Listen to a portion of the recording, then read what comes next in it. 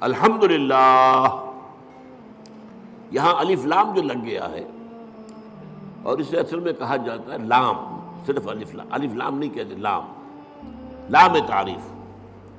الف جو ہے یہ حمزۃ الوصل کہلاتا ہے، کیونکہ کوئی لفظ جو ہے وہ ساکن لفظ سے شروع نہیں ہو سکتا۔ اب اسٹیشن تو کیا کہیں گے، سٹیشن ہو جائے گا عام طور پر، یا یو پی وغیرہ میں کیا روایت ہے، اسٹیشن، وہ اس کے ساتھ الف لگا لیتے تھے۔ سکول، سین ساکن ہے، کیسے بولے اس کو، کوئی زبر لگے گا، یا وہ اسکول اسٹیشن۔ تو ہمارے ہاں کالج میں چڑھاتے تھے لوگ ایک دوسروں کو، جو یو پی سے آئے تھے، ان سے کہا آج تم اسکول کہتے ہو، تم اسٹیشن کہتے ہو، اور وہ کہتے تم اسٹیشن کہتے ہو، تم سکول کہتے ہو۔ تو یہ حمزۃ الوصل کہلاتا ہے، جوڑنے کے لیے، ورنہ صرف لام ہے، لام تعریف۔ یہ لام بہت سی قسموں کا ہے۔ ایک تو کسی شے کو نکرہ سے معرفہ بنا دینا، علم نکرہ ہے، وہی علم، العلم معین علم، خاص علم، یا مکمل علم، یا حقیقی علم، سے وہ نکرہ سے معرفہ بن گیا۔ ایک ال کا معنی یہ لام ہے حصر ہوتا ہے، الانسان، کل کے کل انسان۔ الانسان کا مطلب یہ ہوا، یا تو وہ جو معرفہ بنایا تو یا تو ہوگا کوئی معین انسان، اور یا کل انسان۔ والعصر ان الانسان لفی خسر، زمانے کی قسم ہے، تمام انسان خسارے میں ہیں، گھاٹے میں۔ تو الف لام، لیکن لام کہنا چاہیے، یہاں کل کے معنی میں، کل تعریف اللہ کے لیے، کل ثنا اس کے لیے، کل شکر اس کا۔ اب آپ نے سوچا اس سے کس چیز کی جڑ کٹی؟ شرک کی جڑ کٹ گئی۔ دنیا کن چیزوں کو اللہ کے ساتھ جمع کرتی ہے جن سے انہیں کوئی فائدہ پہنچتا؟ سورج دیوتا ہاتھ جوڑ کے کھڑے ہو گئے، انہیں پتہ ہے اسی کی تمازت سے ہماری فصلیں پکتی ہیں، ہمیں معلوم ہے اسی سے ہوائیں چلتی ہیں، وہ ہوائیں بارش لے کے آتی ہیں۔ گویا کہ اس حیات عرضی، اس زمین پہ جو حیات ہے، وہ کل کی کل صورت کی ممنون احسان ہے، لہذا ہاتھ جوڑ دیا، سجدہ کر دیا، سجدہ۔ لیکن اگر معلوم ہو کہ سورج میں کچھ نہیں ہے، جو کچھ اس میں ہے وہ اللہ کا پیدا کرتا، تو الحمدللہ، کل شکر اللہ کا ہے۔ یہ الحمدللہ جو ہے، یہ در حقیقت جڑ کاٹ دینے والا ہے شرک۔ کسی اور میں کوئی خوبی دیکھی، پھول خوبصورت ہے، آپ کہیں گے، عام آدمی کہے گا بڑا خوبصورت پھول ہے، بندہ مومن کیا کہے سبحان اللہ، اسے تو اللہ یاد آیا، اس پھول میں تو کچھ نہیں ہے، تو اللہ کی طرف سے اس کو عطا کرنا ہے۔ آپ کو تصویر دیکھتے مصور کی، اگر وہ بہت اچھی بنی، کس کی تعریف کرتے؟ مصور کی کہ تصویر کی؟ تعریف تو مصور کی ہے، جس نے کہ تصویر کھینچی ہے، بنائی ہے۔ تو در حقیقت الحمدللہ، اور یہ جان لیجیے یہی شکر جو ہے یہی عبادت کی شکل اختیار کرتا ہے۔ کیوں؟ اس لیے کہ ایک اصول ہے فطرت انسانی کے اندر مضمر ہے، هل جزاء الاحسان الا الاحسان۔ یہ سورہ رحمان کی آیت ہے، بھلائی کا بدلہ بھلا ہی ہوگا نا۔ کسی نے آپ کے ساتھ کوئی خیر کیا ہے، اچھا کام کیا ہے، آپ کے دل میں ہوگا میں بھی اس کی کوئی خدمت کروں۔ اگر انسانیت آپ میں ہے تو اس شکر کا بدلہ، جیسے کہ ہمیں معلوم ہے کہ حضور ہدیہ قبول کرتے تھے لیکن ہدیہ دیتے بھی تھے، چنانچہ جو بھی کوئی آپ کے ساتھ بھلائی کرے آپ اس کے ساتھ بھلائی کریں۔ والدین کی بھلائی وہ اتنی ہے کہ ہم کتنی ہی خدمت کر لیں ان کا حق ادا نہیں ہوگا، اور سوائے اس کے کوئی چارہ کار نہیں کہ اللہ ہی سے دعا کریں، اے اللہ ارحمہما کما ربیانی صغیرا، پروردگار جس طرح میرے والدین نے مجھے پالا پوسا جبکہ میں چھوٹا سا تھا، تو ان پر رحم فرما، میں ان کا حق ادا نہیں کر سکتا۔ بس البتہ یہ کہ انسان مقدور بر تو کرتا ہے، سلیم الفطرت انسان ہو، فطرت کج نہ ہو گئی ہو، پرورٹڈ نہ ہو، تو والدین کی خدمت، بوڑھے والدین کو. آپ کو معلوم ہے صرف 2 چیزیں ہیں جن کے بارے میں کہا گیا ان کو دیکھنا بھی عبادت ہے. محبت اور تعظیم کی نگاہ سے کعبے کو دیکھنا عبادت ہے. چاہے آپ طواف نہیں کر رہے، چاہے آپ کوئی نماز نہیں پڑھ رہے، کعبے کے سامنے بیٹھ کر محبت اور تعظیم کے ساتھ اس کو دیکھنا عبادت ہے. بوڑھے والدین کو دیکھنا محبت کے ساتھ عبادت یہ حضور نے فرمایا. تو آپ جو ہے اپنی امکانی حد تک تو اس کا آپ جو ہے بدلہ اتارتے ہیں. انہوں نے پالا پوسا جبکہ میں چھوٹا سا تھا، میری ضروریات پوری کی. اب یہ بوڑھے ہیں، یہ محتاج ہیں، اب ان کی ضرورتیں میں پوری کروں گا. اگرچہ جیسا کہ میں نے کہا کہ حق ادا نہیں ہو سکتا، لیکن اب آپ سورج کا کیا حق ادا کریں گے؟ کچھ بھی نہیں کر سکتے. یہ جذبہ شکر جو ہے سورج کا، یہ عبادت کی شکل اختیار کرتا ہے. جہاں آپ کو بدلہ نہیں دے سکتے، سر جھکا دیجیے، تعظیم کیجیے اس کے سامنے سجدہ کیجیے. یہی تو ہے شکر سے عبادت. یہ فلسفہ ہے، سمجھ لیجیے. شکر کی بنیاد پر عبادت ہے.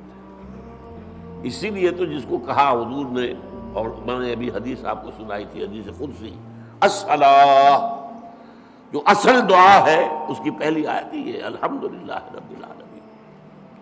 قرآن کی پہلی آیت، پہلا لفظ کیا ہے قرآن کا؟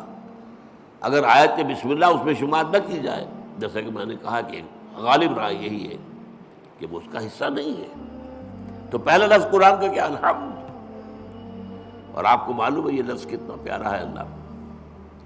حضور کے نام سارے کے سارے اسی مادے سے ہیں.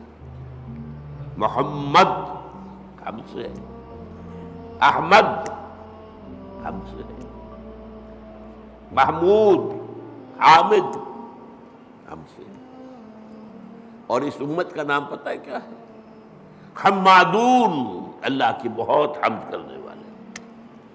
حماد یہ مبالغے کا صیغہ ہو گیا، اللہ کی بہت حمد کرنے والے. اور ایک خاص بات یاد آئی ہے،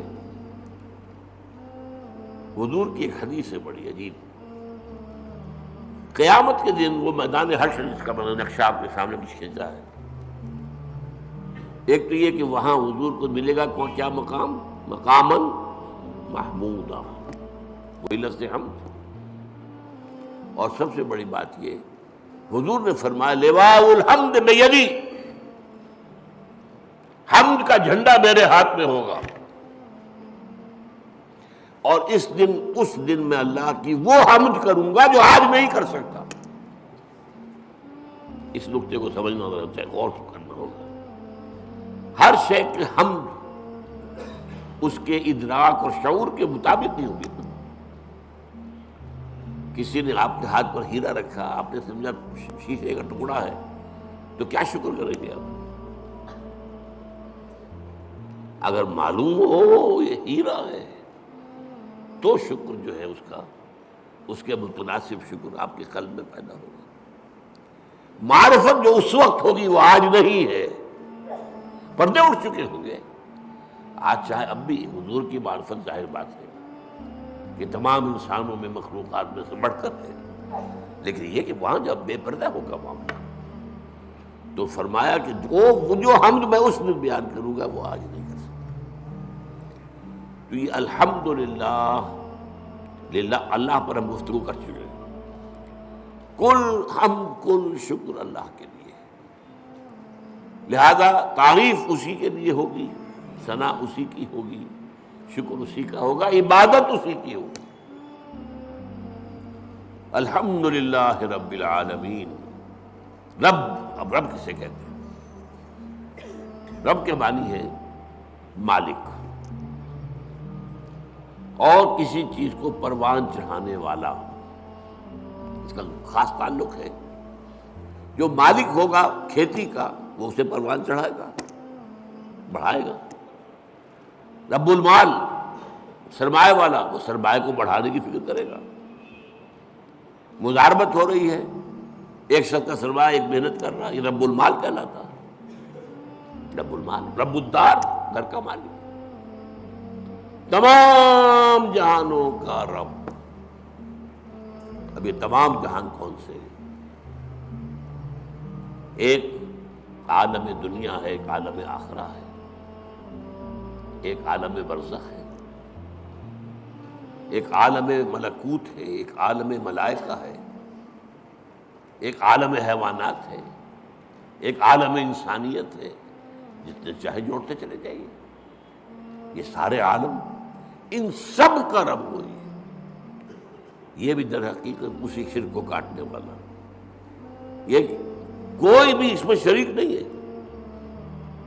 وہ ہے تمام جہانوں کا رب، تمام جہانوں کا مالک، تمام جہانوں کا مختار مطلق، تمام جہانوں کو پروان چڑھانے والا وہی۔ الحمد للہ رب العالمین، کل حمد، کل شکر، کل ثنا اس اللہ کے لیے ہے جو تمام جہانوں کا پروردگار ہے، پالنہار ہے، روزی رساں ہے، مالک ہے، آقا ہے۔ جیسا کہ آقا کے لیے بھی رب کا لفظ آتا ہے۔ جب زلیخا نے گناہ کی دعوت دی تھی حضرت یوسف کو، کیا کہا تھا انہوں نے؟ انہ ربی احسن مثوایا، یہ تمہارا شوہر جو ہے عزیز مصر، وہ میرا آقا ہے۔ ظاہر بات ہے خریدا تھا اس نے، اور اس نے مجھے بہترین طریقے پر رکھا ہے، میرے ساتھ اس نے سلوک کیا ہے، اب میں اس کے ساتھ خیانت کروں تو مجھے کس چیز کی دعوت دے رہی ہے؟ تو رب۔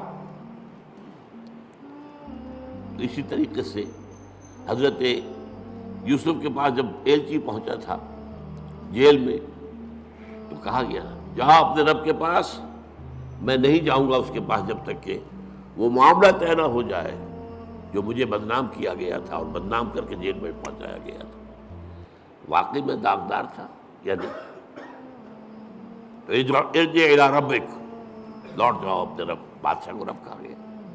تو رب جو ہے مالک کسی شے کا، رب البیت، رب المال، تو تمام جہانوں کا مالک اور آقا، تمام جہانوں کا پروردگار و پالنہار اللہ ہے۔ بس آج اسی ایک آیت پر گفتگو ہوئی ہے، اگلی آیت تو ہم پڑھ چکے ہیں الرحمن الرحیم، تو اس سے اگلی آیت تیسری جو ہے اس پر انشاءاللہ اگلے جمعے میں۔ میری طبیعت تو خیر اچھی نہیں چل رہی ہے، میں وعدہ کیے ہوئے ہوں ایک جگہ پر مجھے جمعہ پڑھانا ہے، حویلی لکھا، وہاں ہمارے ایک ساتھی نے مسجد بنائی ہے، تعمیر کی ہے، وہ چاہتے ہیں کہ وہاں جمعہ پہلا میں پڑھاؤں۔ میں نے وعدہ کر لیا تھا، تو اگر جیسا اس وقت ہوں ایسا بھی ہوا تو انشاءاللہ جاؤں گا، تو پھر شاید اگلے جمعے میں آپ سے یہاں ملاقات نہ ہو، تو اس سے اگلے جمعے میں اب مالک یوم الدین پر گفتگو ہوگی۔ اقول قولی ھذا واستغفر اللہ لی ولکم ولسائر المسلمین والمسلمات۔